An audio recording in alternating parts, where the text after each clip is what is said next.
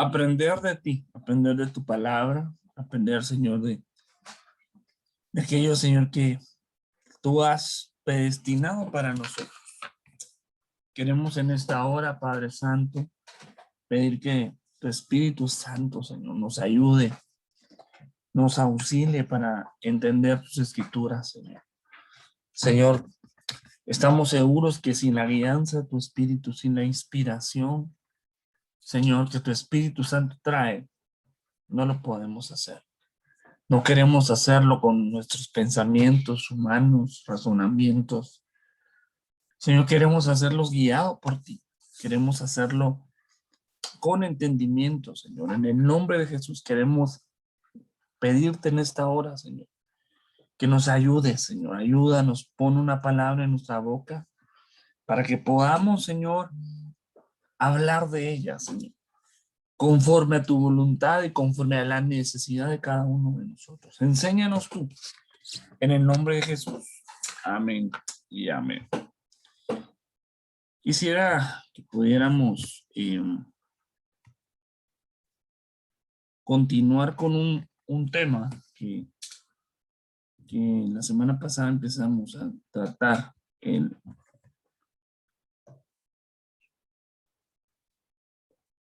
sábado pasado.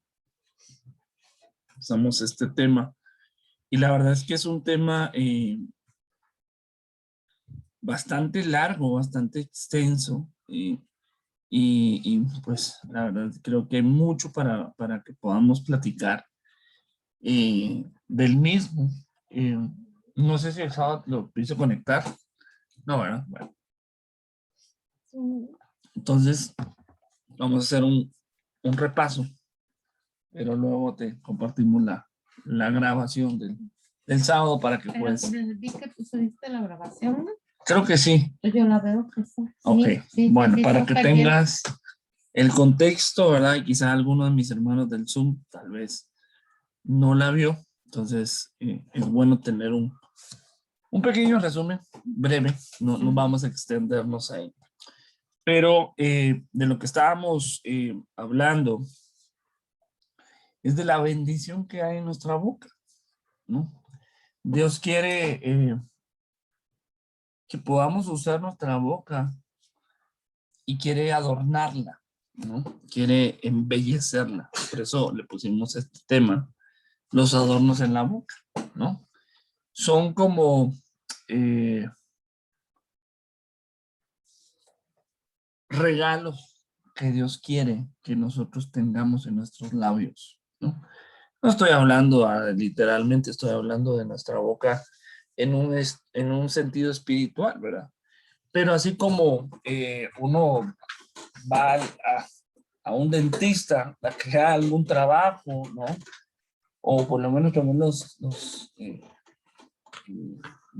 rasuramos, ¿no? Nos embellecemos porque nuestra boca es parte de nuestro, digámoslo así, de nuestro rostro, ¿no?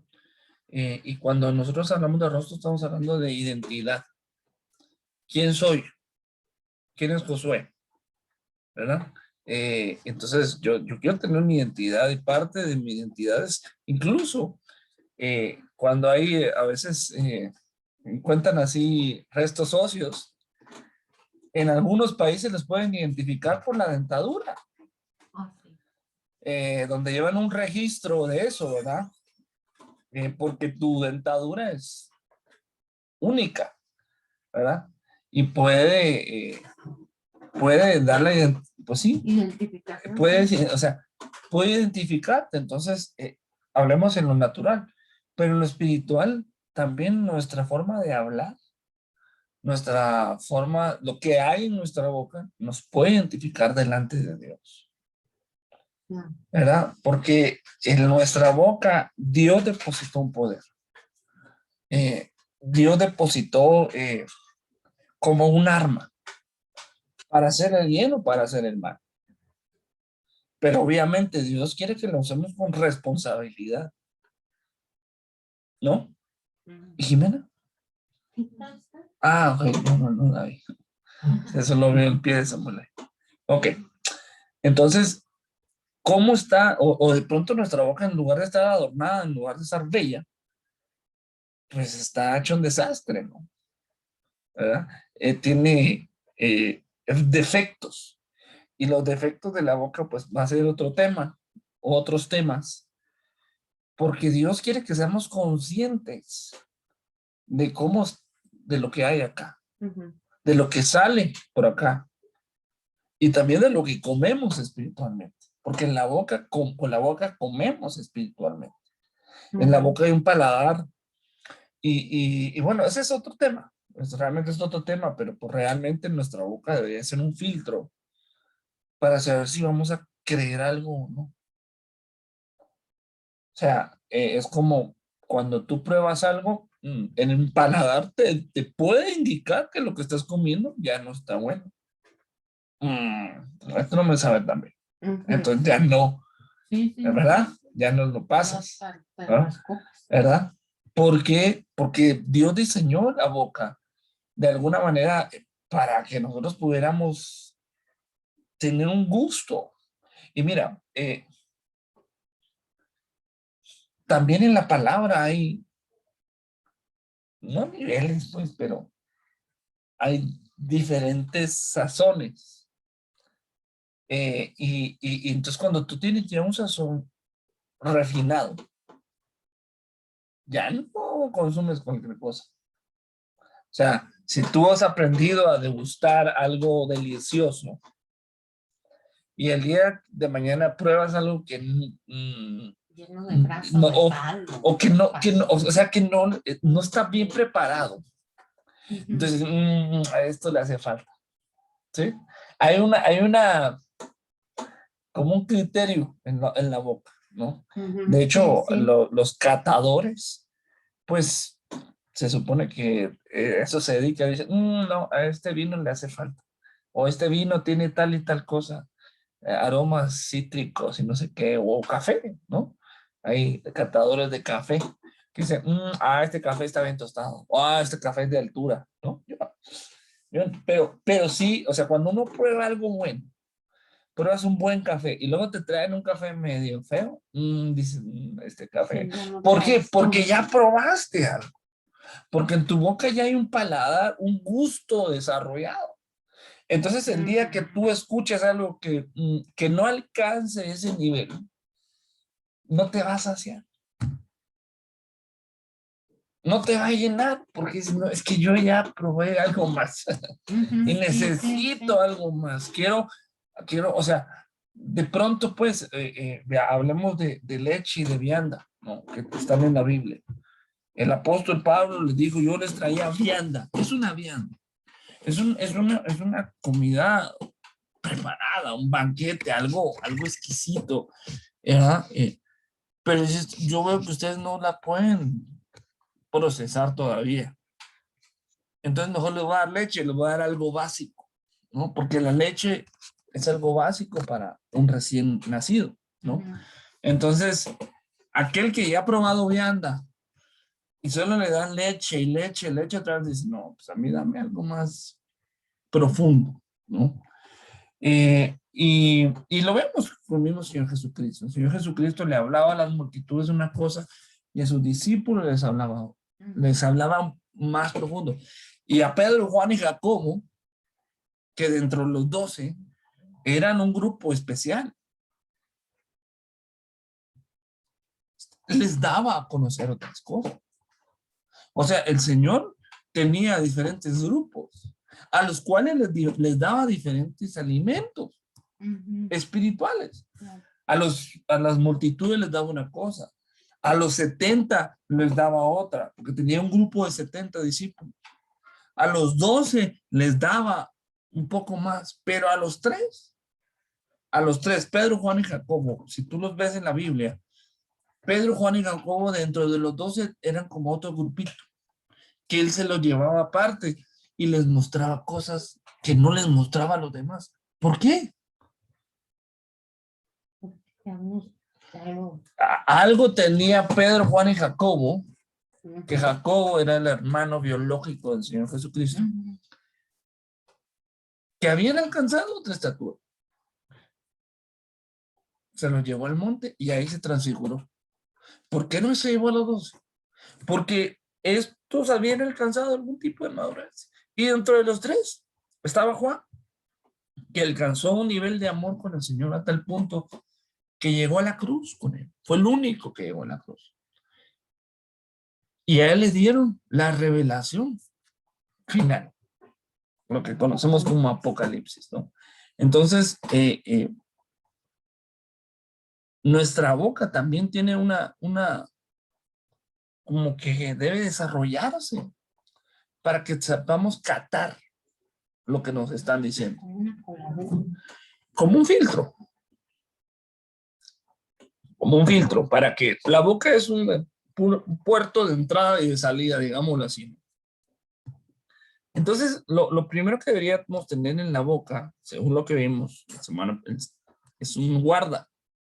Dice Salmo 141:3. ¿Qué hora es eso? 8:18. Okay. Entonces, debe haber un guardián en la boca. Salmo 141:3 dice, pon guarda mi boca, oh Jehová, guarda la puerta de mis labios.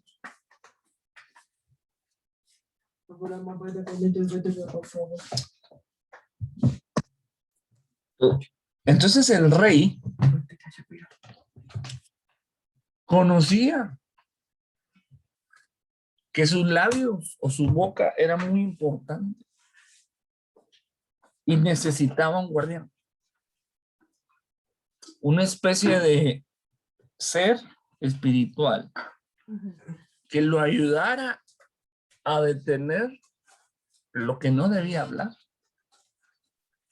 y que tampoco entrara algo que lo fuera a contaminar. Porque muchas veces uno no tiene esa capacidad de saber callar cuando debe callar y saber hablar cuando debe hablar o hablar de la manera adecuada. Entonces necesitamos como un freno en la boca. Ese es el guarda, poder frenar nuestras palabras, ¿no? Pero es algo espiritual, ¿va? Es algo, es como un tipo de filtro que antes de hablar podamos filtrar eso y decir, no, si digo esto, me voy a meter en problemas. Que Dios nos ponga ese guarda para que no nos metamos problemas cuando hablamos. Bueno, nuestra boca debe estar la palabra de Dios. Deuteronomio 30:14 lo dice, porque muy cerca de ti está la palabra, en tu boca y en tu corazón, para que la cumplas. Todo lo que decíamos acá, que la palabra de Dios debe estar en nuestra boca, pero no solo ahí, sino también en nuestro corazón.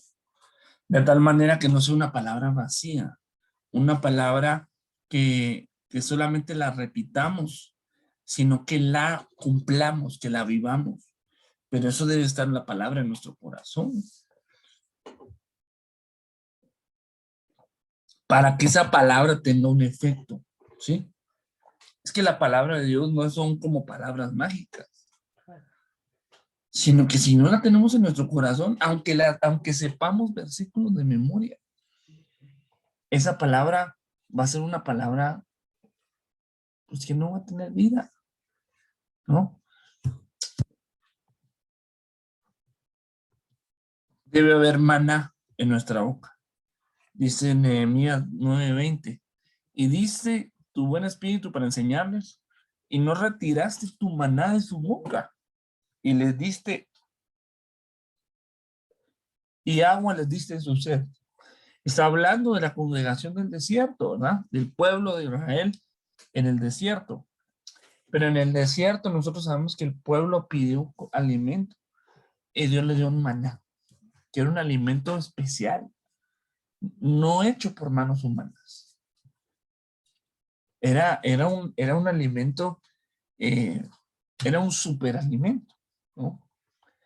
Entonces, el maná es esa palabra que nos va a dar fuerzas en medio del desierto, en medio de las pruebas, En medio de los momentos difíciles de nuestra vida, necesitamos maná.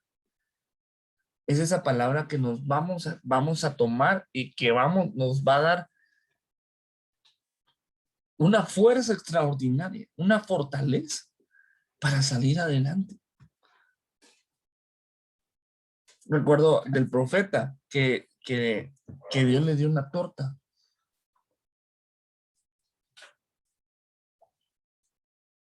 Y le dijeron, come esa torta. Y dice que caminó 40 días y 40 noches. Imagínense es una super comida.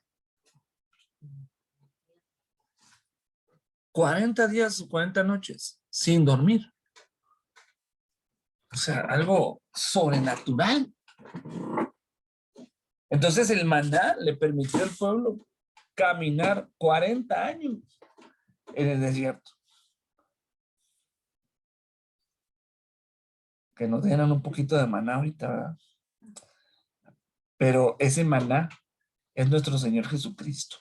Porque Él dijo, yo soy el pan que descendió del cielo. Yo soy ese maná. Yo soy el que te da fuerzas. Cuando estás en situaciones difíciles, yo te doy fuerza. Yo te ayudo. Yo te levanto. Mi palabra te levanta, ¿no? Entonces, para algunas personas es incomprensible cómo de pronto un creyente puede estar feliz cuando ha perdido un familiar. Un familiar pues que ya está con el Señor, obviamente, ¿no? Obviamente el alma pues se duele, ¿no? Eso es natural. Pero esa palabra, esa esperanza que nosotros tenemos, que vamos a volver a ver a esta persona que no está perdido, sino que está dormido, que nos vamos a levantar juntos, nos da alegría, nos da esperanza. Obviamente se vale llorar, se vale ponerse triste, pero hay una esperanza. Esa tristeza va a ser momentánea, pero imagínate la persona que no tiene. Por eso es un desconsuelo. ¿Quién los consuela? ¿Quién los consuela? Aunque saben los versículos de la Biblia, pero no les da consuelo. ¿Por qué? Porque no conocen a Cristo. Entonces, sigamos. Entonces, estábamos hablando también de la risa. Job 8:20. Dios no rechaza al íntegro, sino que ni sostiene a los malhechores. Aún llenará su boca de risa. Entonces, ¿cómo Dios quiere adornar nuestra boca? Con risa. Pero ¿a quién le va a llenar la boca de risa?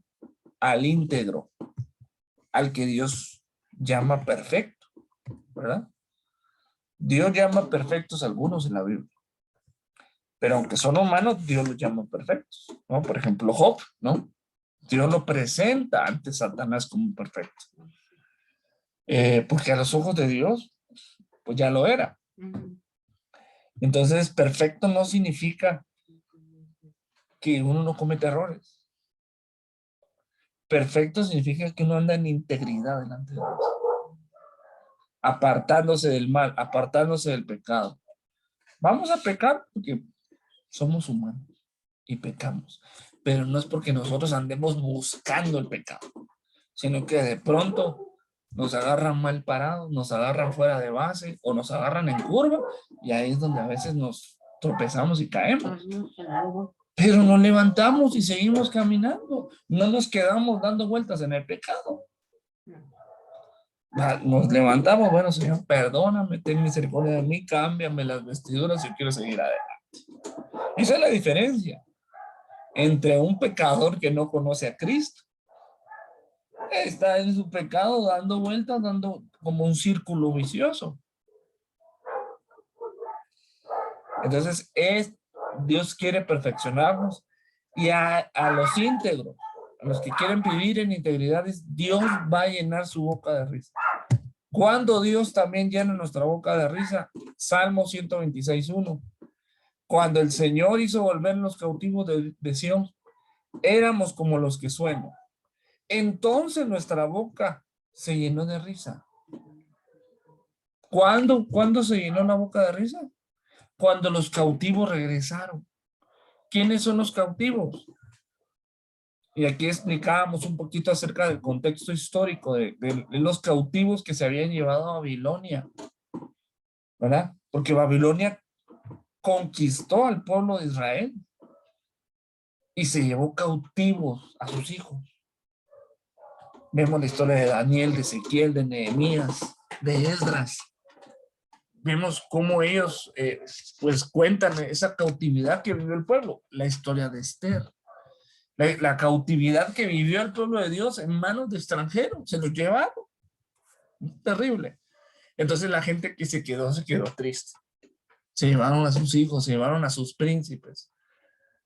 Entonces cuando ellos regresaron, dice, nuestra boca se llenó de risa. Entonces son hijos de Dios que ahora están en el mundo, que están alejados de Dios.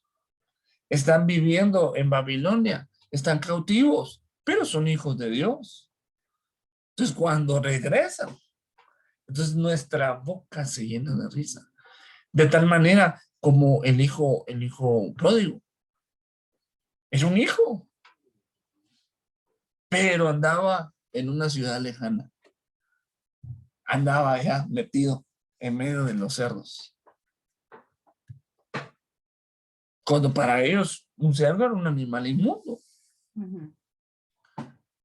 Pero cuando regresó, ¿qué hizo el padre? Fiesta. Bueno, sí, o sea, ahí hubo un proceso, ¿verdad?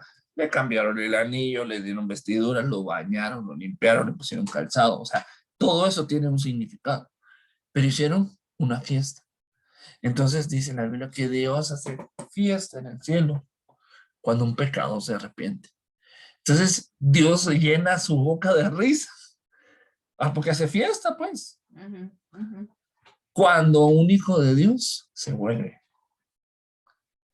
Cuando alguien se arrepiente, cuando alguien vuelve a Dios, Dios se alegra. Imagínate qué importante ha de ser que Dios haga una fiesta.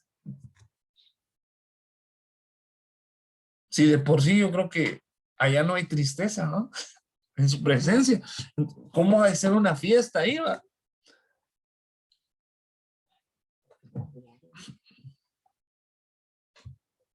Cuando nosotros nos arrepentimos. Bueno, también debe haber alabanza en nuestra boca. En todo tiempo, dice Salmo 34:1, bendeciré a Jehová en todo tiempo. Su alabanza estará siempre en mi boca. Entonces, en nuestra boca, un adorno de nuestra boca es la alabanza. Pero dice, en todo tiempo. Eso quiere decir, en el tiempo bueno y en el tiempo malo. No solo cuando las cosas nos van bien, no solo en los días de felicidad, sino también en los días feos.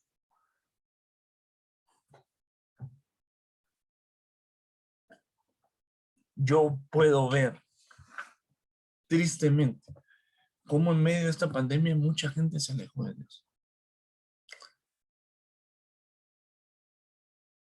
Se enfriaron. Pero mucha gente también volvió. Mucha gente también volvió, eso sí también.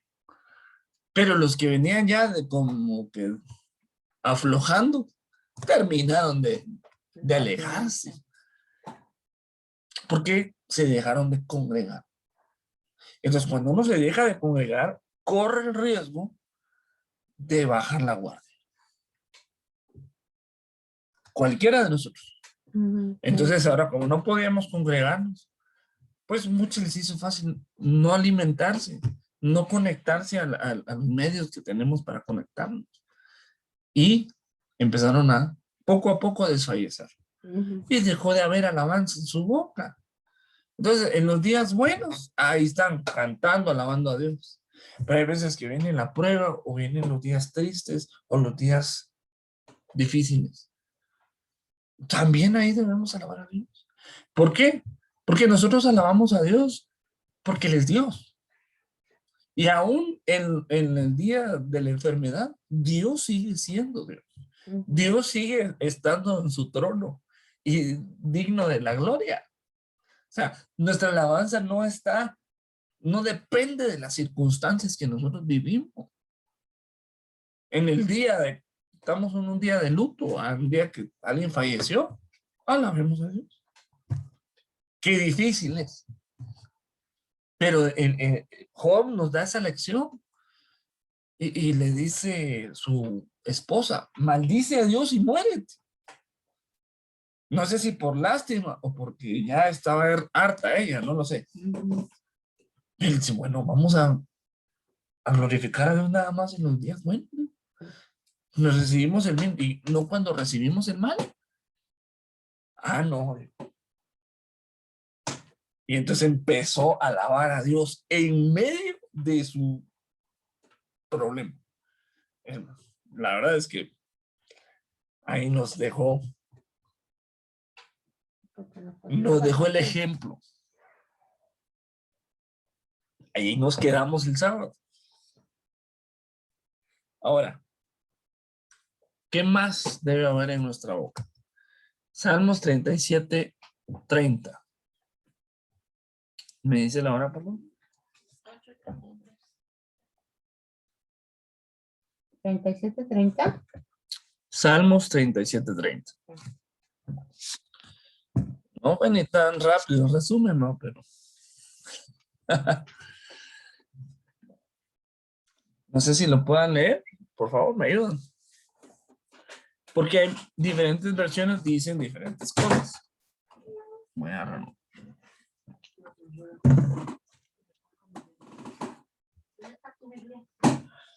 Dice,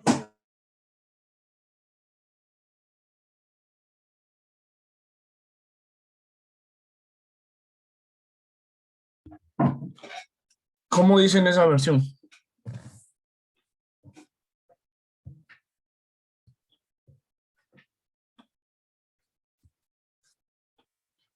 ¿Me preguntaste? Sí. Ahí tanto de Salmo 37. Salmo 37, 30.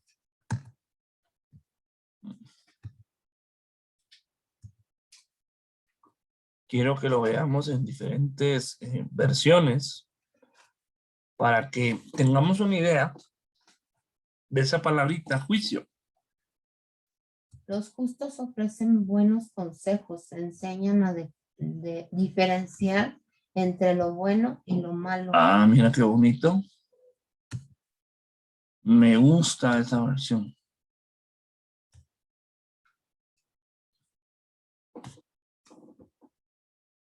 Ahora, quiero que leamos, vamos a ver, dame un segundo. Vamos a ver aquí mis hermanos también que vean. Mira, dice una versión, el justo imparte sabiduría y su lengua emite justicia. Dice otra versión, la versión del oso, que su lengua proferirá juicio. Dice otra, la Castilla, su lengua habla lo justo. Su lengua proclama el derecho, dice otra.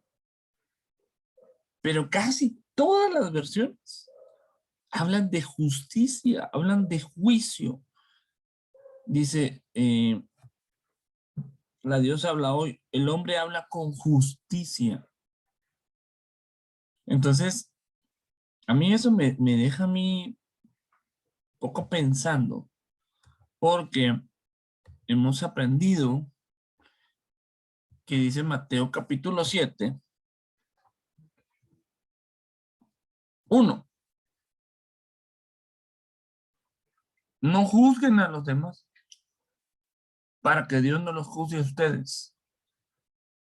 Porque Dios juzgará de la misma manera que ustedes juzguen a los demás. Dios los tratará a ustedes como ustedes traten a los demás. Entonces, pareciera que se contradice si dice que el justo va a pronunciar juicio. ¿Cómo puede pronunciar juicio el justo si dice Mateo 7 que no debemos juzgar a nadie?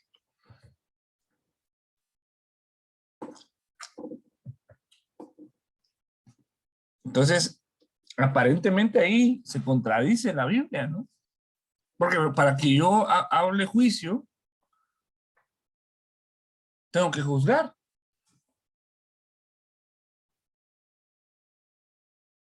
Y dice Mateo 7 que no debo juzgar. Entonces, donde la Biblia aparentemente se contradice, entonces ahí necesitamos ir a investigar por qué se tradujo así.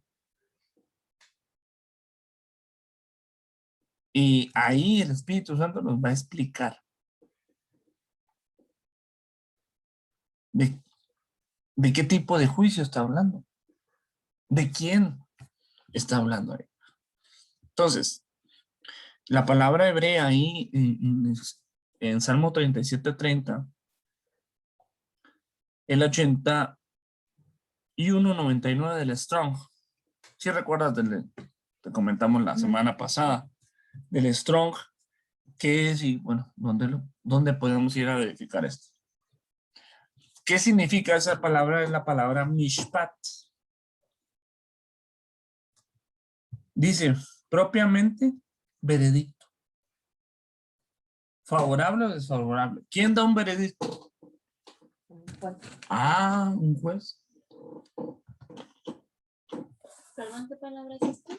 81:99. Mishpat. ¿Pero qué significa? Veredicto. ¿Pero Mishpat qué es? O sea, perdón, ahí me... ¿Cuál estamos traduciendo? Veredicto, la palabra mishpat. Sí. Es la palabra juicio. Eso. Es la que se usa en Salmo 37:30. Pronunciado judicialmente. Sentencia o decreto formal. Humano o de ley divina. Individual o colectiva. Acto, lugar, la demanda, el crimen y la pena. Justicia. Y hay algunas palabras que se pueden traducir ahí, por ejemplo, acostumbrar, condenar, costumbre, decisión, decreto, delito, juicio, justicia, justo, juzgar, ley, recto, rectitud, ¿no? Tribunal. Entonces, esa palabra se puede utilizar de esas maneras. Y es claramente una palabra que se usa para dar veredictos, para determinar lo que está bueno y lo que no está bueno, como tú leíste. Entonces, el justo tiene en su boca la capacidad de juzgar cosas. Pero ¿qué hacemos con Mateo 7? Porque el Señor dijo, no juzguen a los demás. ¿Qué querrá decir el Señor cuando dice no juzguen a los demás? Lo que pasa es que cuando levantas juicio puede ser una forma muy fuerte, ¿no? Porque una forma así como acusando, como criticando. Y eso es donde yo siento que ahí no puedes. Ahí es como que lo que le toca a Dios, ese es el que va a dar el veredicto final, ¿no? Ya dice, porque Dios lo juzgará, dice. Entonces dices, pues lo que pasa es que cuando estás viendo a que alguien está haciendo algo, te cuesta así, dices, ay. Pero de alguna manera, ¿sabes qué? Me voy a mover así. Siento que...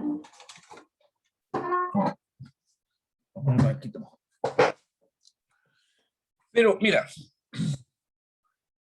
¿qué es juzgar?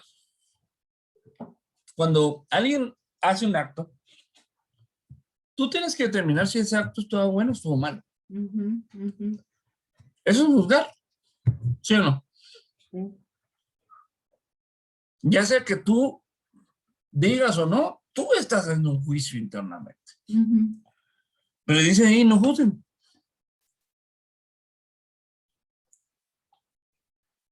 O sea, no dijiste nada, pero internamente ya lo juzgaste. O sea, internamente ya lo juzgaste. Alguien peca. Tú sabes y tú te enteras y tú lo compruebas. ¿Qué vamos a hacer? Vamos a quedar callados. No tenemos que decir nada. ¿Eso quiere decir? Y son Tenemos que cualquier decirle, cosa. ¿sabes qué? No hay problema, tú dale. No. Pero estamos haciendo un juicio, porque estamos diciendo, lo que tú estás haciendo está mal. Eso es un juicio. Perdón, en 1 Corintios 14 dice que hay que juzgar las profecías. Para que tú ya me viste el tema. No. Ok. ¿Sí? Tienes toda la razón. Bien. Vamos a ver. 1 Corintios 2:14. La Biblia no se contradice. Lo que pasa es que la Biblia no fue traducida, o sea, no fue escrita en español,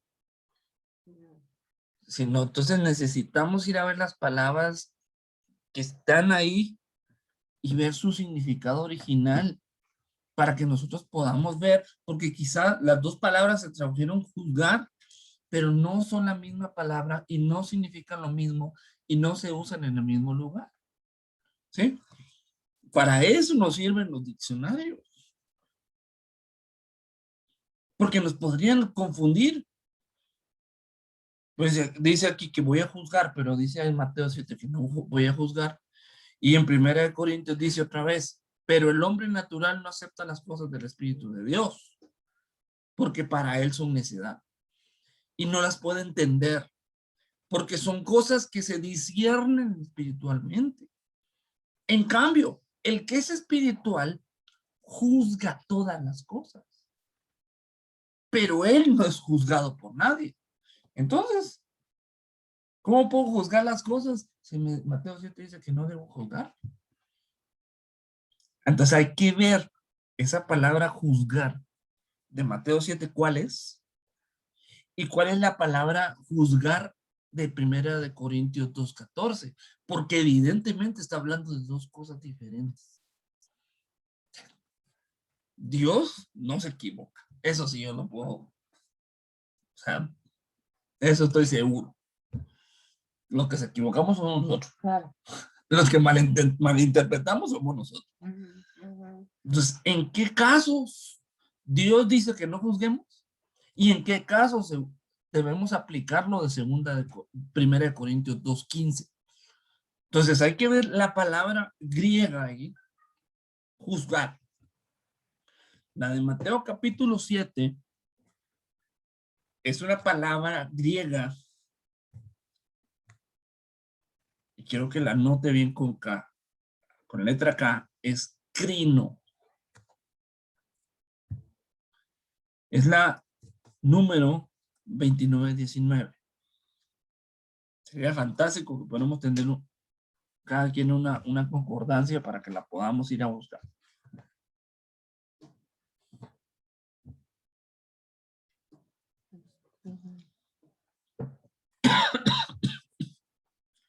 Dice, crino, la que usa Mateo 7, donde dice que Dios dice que no debemos juzgar a nadie. O sea, no debemos crino a nadie. Dice, distinguir, decidir, mental o judicialmente, por implicación tratar. Y oigan esto, condenar, castigar. Dice, decidir, determinar, diferencia, dice, hacer juez, justicia, juicio, juzgar. Ah, entonces es una palabra que a mí me llama mucho la atención, la palabra, la traducción condenar y castigar. Entonces podríamos decir que Mateo 7 lo que quiso decir el Señor es, no condenen a nadie. ¿Sabes qué? No Estoy castiguen a recordando, nadie. Yo, por ejemplo, a mí me pasó con uno de mis hijos que decía, es que ustedes me están juzgando. Y yo le decía, no te estoy juzgando y nadie te está juzgando. Lo que pasa es que si hiciste mal, te tenemos que avisar que estás haciendo mal, que tú te des cuenta, pero no te estamos juzgando y decir, sí, porque me reclamo.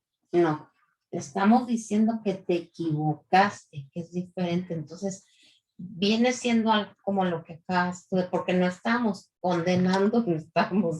Mira, ¿qué es una condena? ¿Y qué es un castigo? Creo yo que el sistema de justicia de los Estados Unidos lo tiene un poquito más claro que nuestro sistema de justicia. Porque el sistema de Estados Unidos hay un jurado y hay un juez. Ujú. Es muy diferente los roles que tiene cada uno de ellos. El jurado determina si alguien es inocente o culpable. ¿Sí? Si ellos están juzgando o no. Claro. Están diciendo, lo que hizo esta persona es cierto, es mentira, es verdad. Las pruebas señalan que sí es verdadero, que sí es falso, que sí hizo mal. Eso es lo que hace el jurado.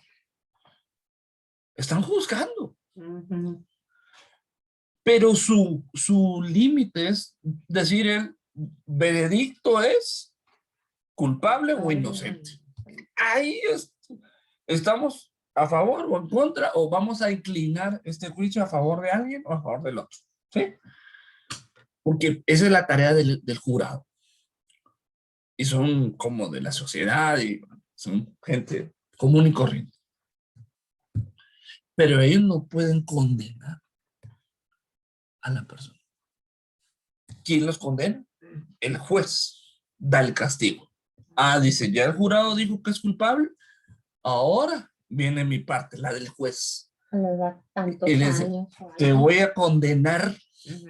a tantos años en tal lugar, o tu castigo va a ser este. Ujú. Entonces, a mí ahí me queda clarísimo nuestro papel y el papel de Dios. Porque Dios es el que va a juzgar con juicio crino, el que va a dar el castigo o la condenación Ujú.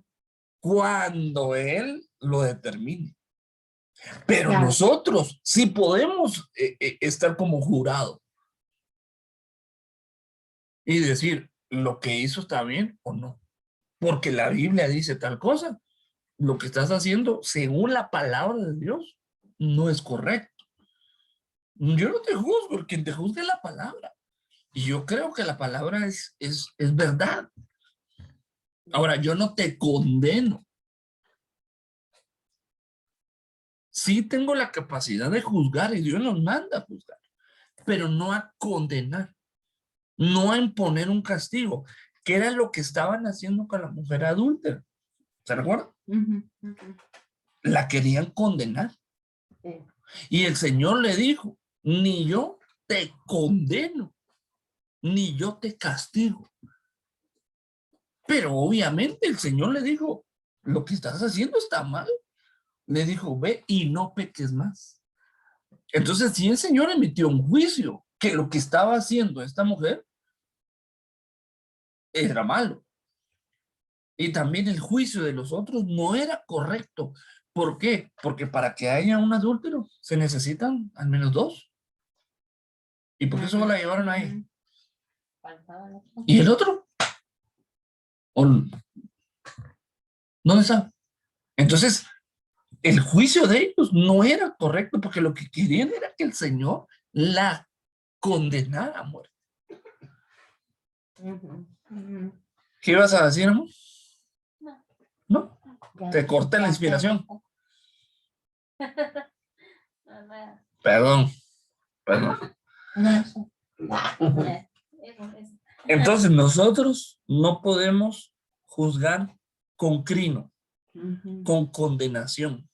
Porque ¿qué tal si la persona se arrepiente y nosotros ya la condenamos? Por eso Dios no nos dice, mira, cuando alguien se venga, está juzgando con juicio crino, porque está castigando a la persona que le hizo un mal. Pero sí, obviamente, pues uno debe tener la capacidad de juzgar las acciones de los demás.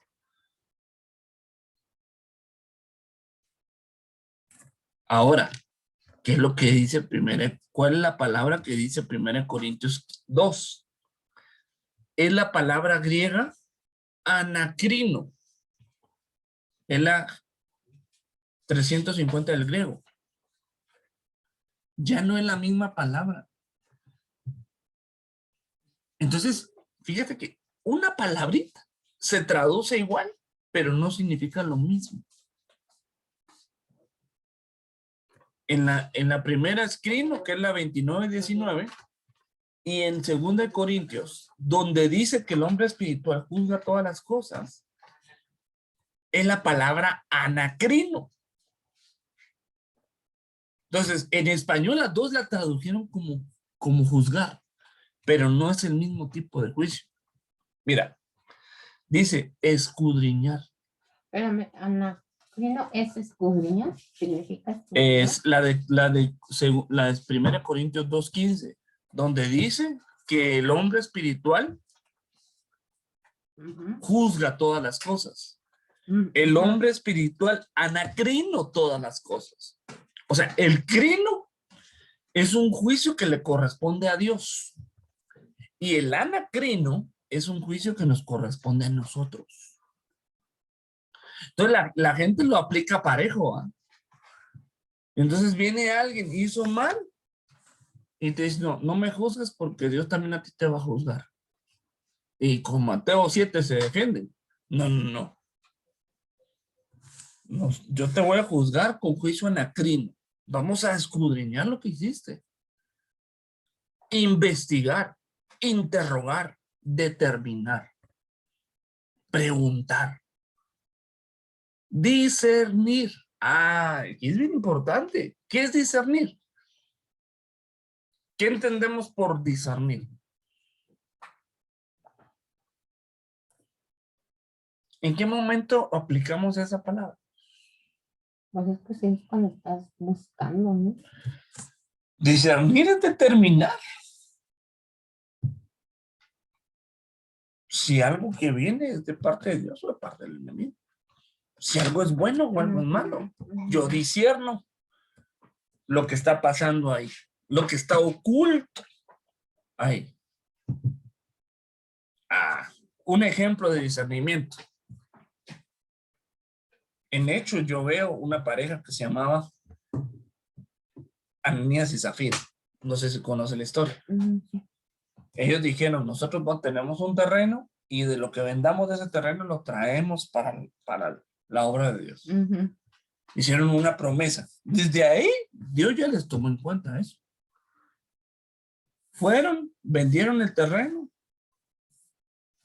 Y yo no sé quién tuvo la genial idea que dijeron, ¿sabes qué? Ya no lo demos, no, demos la mitad. Y digamos que eso nos costó. Mintieron. Entonces llegaron con el apóstol Pedro. Primero llegó Ananías y le dijo, porque vendiste el terreno en tanto. Pero él, ¿quién le dijo que estaba mintiendo? El Espíritu Santo le dio discernimiento. Y le dijo, tú mentiste, estás mintiendo. Y como le estás mintiendo al Espíritu Santo, él te va a matar. O sea, no lo mató Pedro. Pedro nada más le comunicó lo que Dios le iba a hacer. Pero Pedro discernió que aquel estaba mintiendo. Por el Espíritu, obviamente, no que fuera divino ni mago. Pedro anacrino, que Ananías y Zafira pecaron y les dijo, ustedes dejaron que el enemigo llenara su corazón de maldad. Y por eso Dios te va a matar.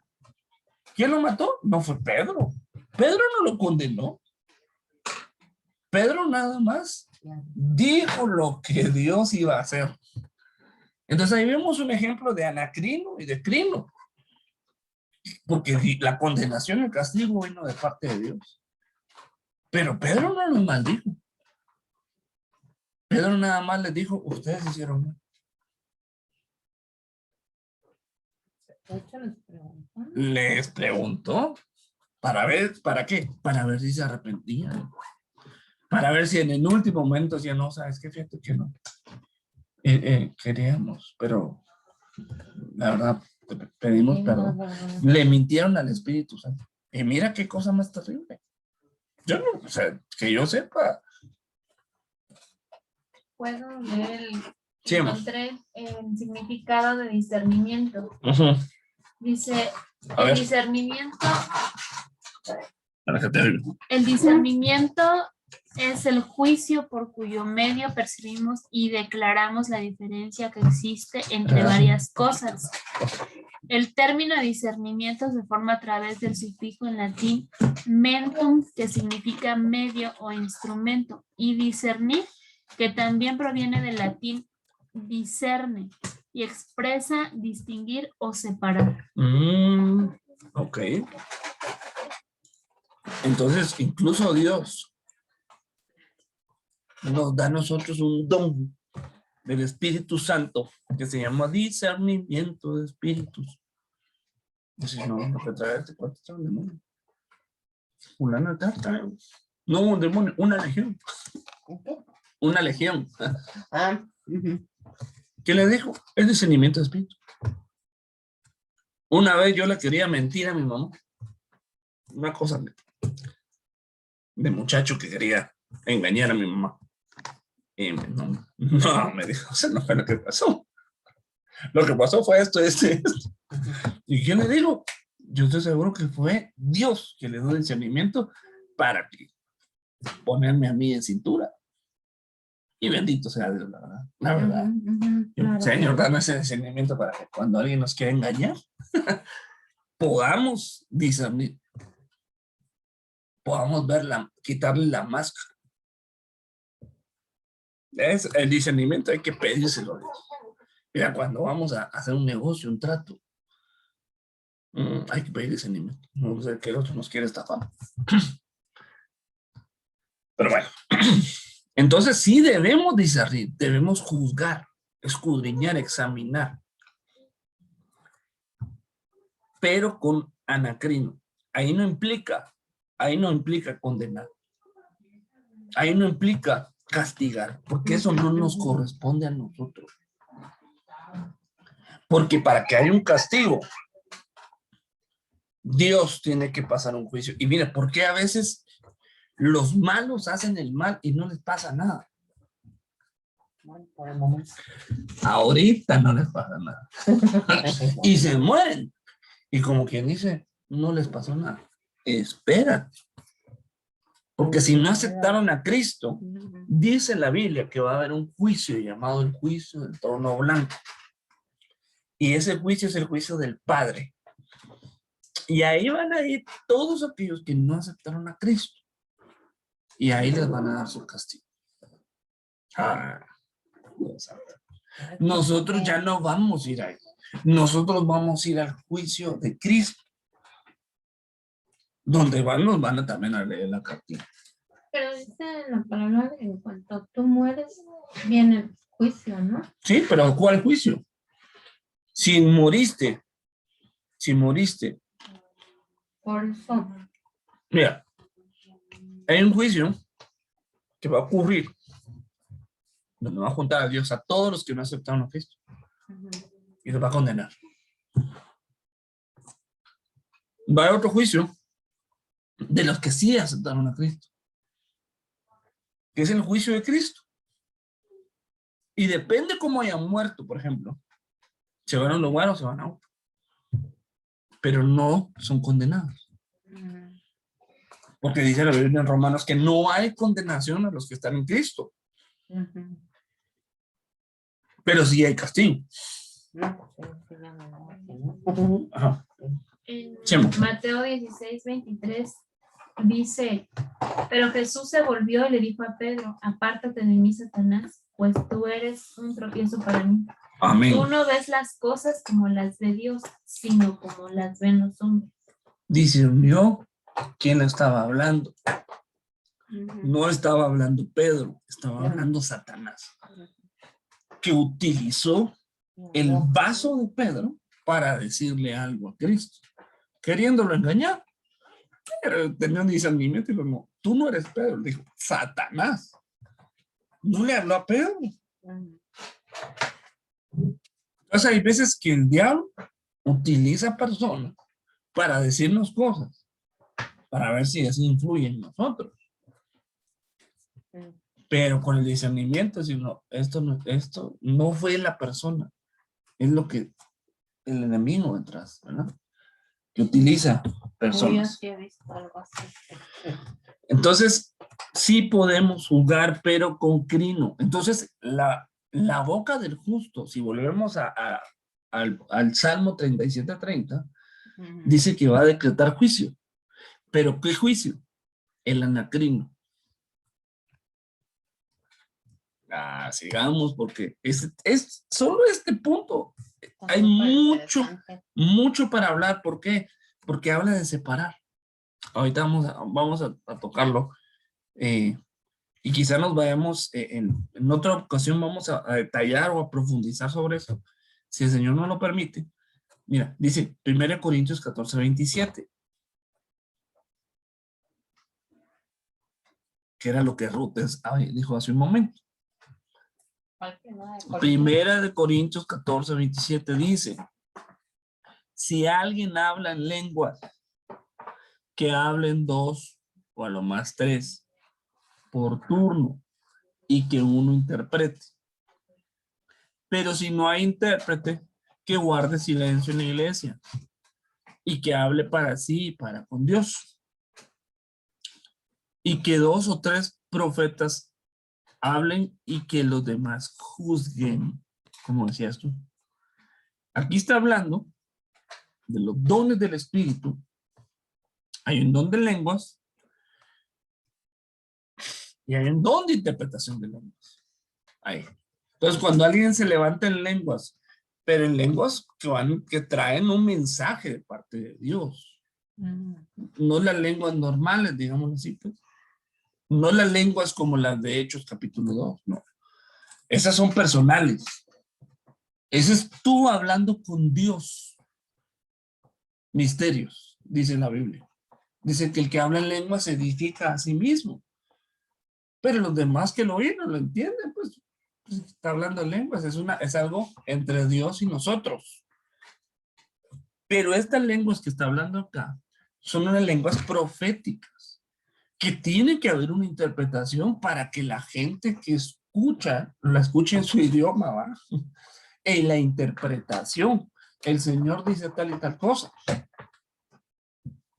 Entonces son otro tipo de lenguas.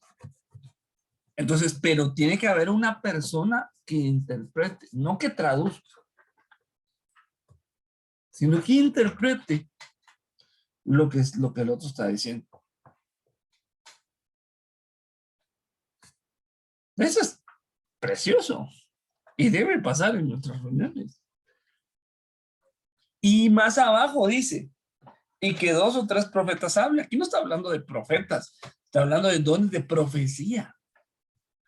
Pasa que ahí le ponen profetas.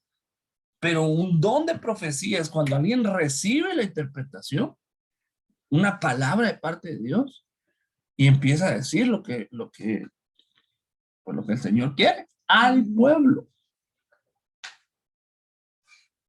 Pero ¿quién tiene que juzgar? Todos los que escuchan tienen que juzgar lo que el otro está diciendo. O si es de Dios o no de Dios, o dónde empezó a hablar Dios y dónde terminó y siguió el hermano. Entonces, tal vez la primera mitad de la profecía era lo que Dios quería y la segunda mitad era lo que el hermano cree. Lo debemos juzgar, pero no al hermano, sino en la profecía.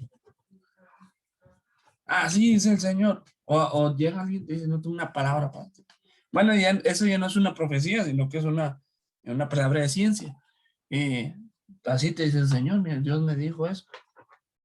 Tienes que escucharlo o escucharla y juzgar lo que te dijo.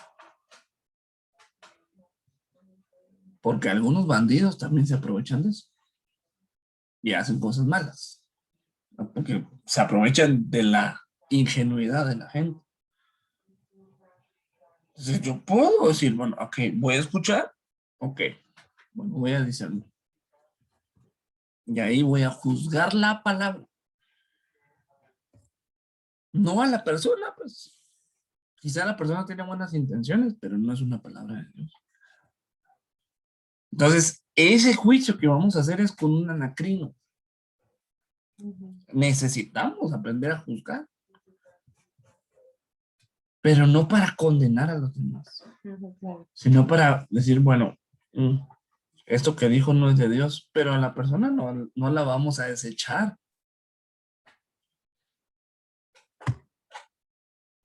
Diacrino es otra palabra que se usa para juicio. Y a mí esta palabra me llamó mucho la atención porque habla de separar.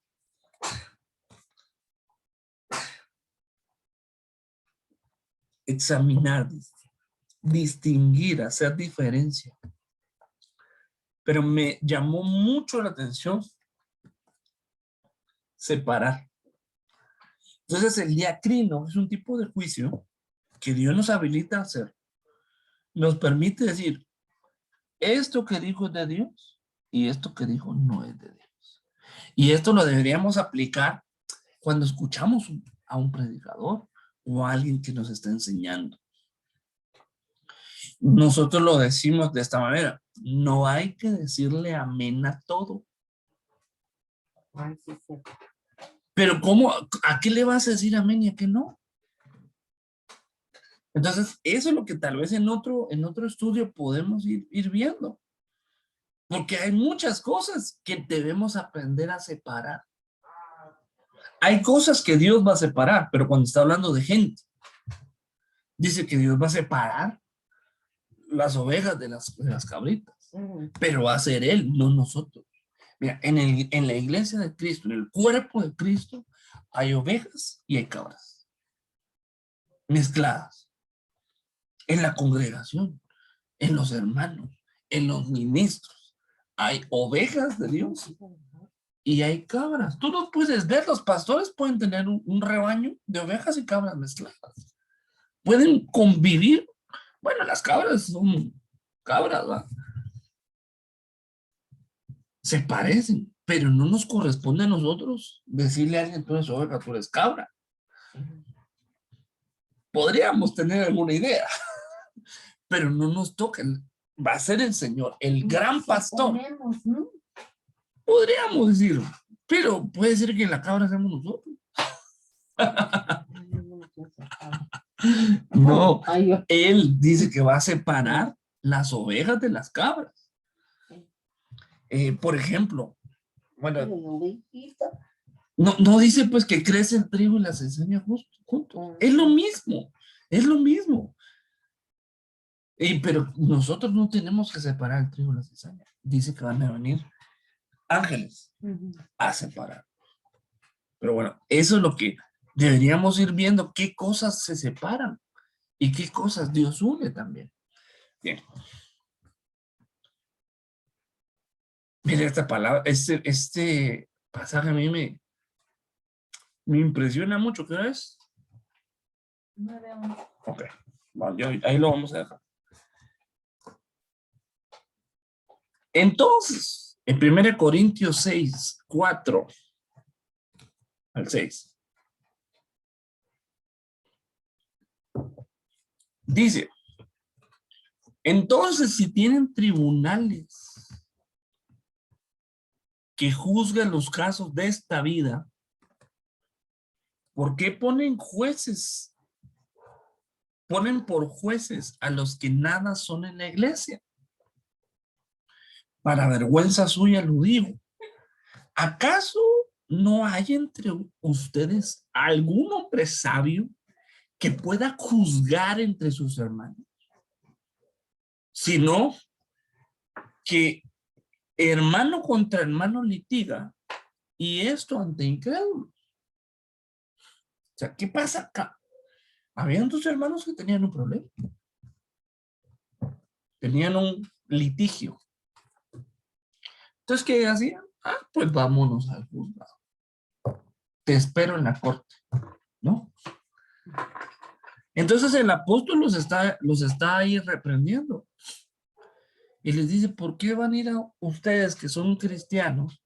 ¿Por qué van a ir con un incrédulo que los juzgue? ¿acaso no hay entre ustedes, o sea, entre la congregación, algún hombre sabio que pueda juzgar entre sus hermanos, sino que se van con un incrédulo a que lo juzgue? Entonces, habían como unos tribunales de honor, digámoslo así, en la iglesia, en la congregación. Hay dos con problemas. Ok, llevémoslo al tribunal de honor. Lo están acusando de tal cosa. Llevémoslo al tribunal de honor. Tiene que haber un hombre sabio. Y yo digo, principalmente debería ser el que está a cargo de esa congregación, el que tenga la capacidad de juzgar. Pero no dice Mateo 7 que no debemos juzgar. Salomón juzgó. Salomón juzgó, claro. Moisés juzgó. David juzgó. Entonces acá, dentro de la congregación, debería haber un juicio. Pero no para condenar al hermano, sino para determinar quién tiene la razón y quién no.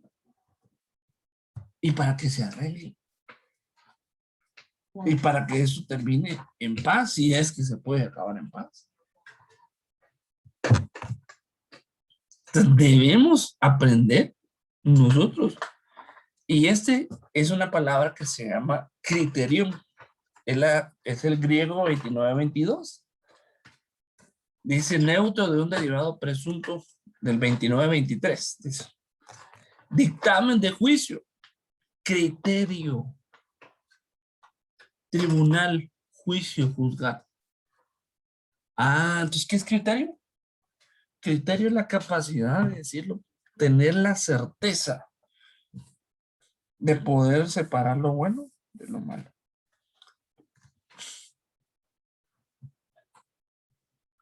Entonces, sí podemos juzgar con criterio.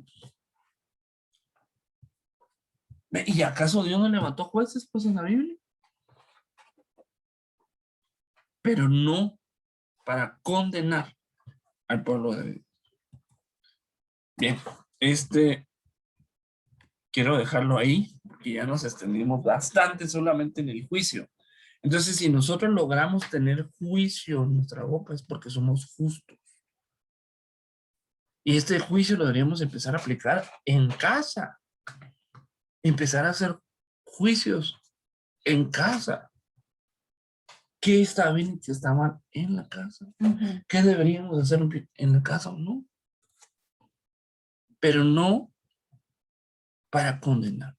Porque cuando la gente se siente condenada es donde si uno está usurpando la posición de Dios. Pero sí pueden tener un criterio. Que si alguien nos pregunta algo, ¿será que lo que estoy haciendo está bien o está mal? Que Dios nos... Porque esa duda a veces llega, ¿no? Es decir, híjoles, no sé si estoy haciendo bien o estoy haciendo mal. En alguna situación, digo, a mí me ha pasado el decir que ya no sé, o sea, es cuando de verdad es que, Señor, dime, por favor, no sé. Necesitamos criterión, necesitamos anacrino y necesitamos diacrino para poder juzgarnos a nosotros mismos. Mira, hay un juicio que nos corresponde a nosotros y es el juicio del Espíritu Santo. Ese lo podemos ver en 1 Corintios 11. Que el apóstol Pablo le dice a los hermanos cuando van a tomar la Santa Cena, cada quien júzguese a sí mismo para ver si está tomando la cena del Señor dignamente. Y si no la estás tomando dignamente, no dice que no la tomes, sino que nos tenemos que poner a cuentas con el Señor. Es el Señor, yo no estoy digno, estoy mal, hice esto, hice lo otro, pero ya me juzgué, perdóname. Y te pido que por esta Santa Cena yo pueda tener la capacidad de cambiar. No significa que hasta que yo arregle mi vida voy a tomar la Santa Cena, no. Pero yo ya hice, no, entonces nadie tomaría. Pero yo puedo discernirme a mí mismo. Y ese es el juicio del Espíritu Santo, que hoy nos da, mira qué bondad la de Dios, nos da la oportunidad de que nosotros mismos nos juzguemos. Es verdad, ¿eh? Es como cuando dice, yo quiero que tú digas si estás bien o estás mal. Yo te doy la oportunidad a ti. Entonces, esa oportunidad. Y Pues a veces, la verdad. pero a veces somos muy benevolentes con nosotros mismos. Decimos, sí, Señor, pero no, es que tal y tal cosa. Nos justificamos. No, si hicimos mal, hicimos mal. Señor, perdona. O sea, el juicio de Dios nos debería llevar al arrepentimiento. Y que el arrepentimiento no es simplemente llorar. Ay, Claro. no. Es un cambio de mente que nos lleva a un cambio de acciones. De acuerdo. Amén y amén. No sé si mis hermanos del Zoom tengan algo que decir. Pueden hacerlo. Están aquí, también los podemos buscar. Si tienen algo que consultar, preguntar o comentar, bienvenido.